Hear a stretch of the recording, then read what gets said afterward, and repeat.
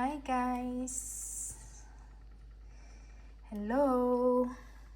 Malamig ang panahon. So ngayon guys, it's 1:05 here in Vienna, Austria. And in the Philippines, it's 7:05 na ng gabi. So ngayon guys, nagpaksiw ako ng bangus. Bangus guys na merong pork. Yung pork niya guys is nasa ilalim.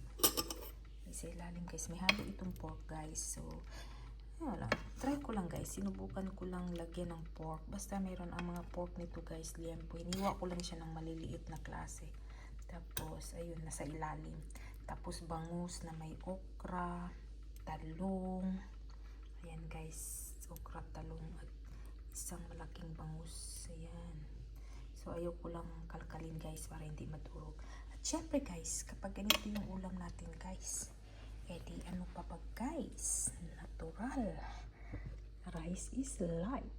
So kain tayo guys ng Jonas bangus with pork paksiw. Babus!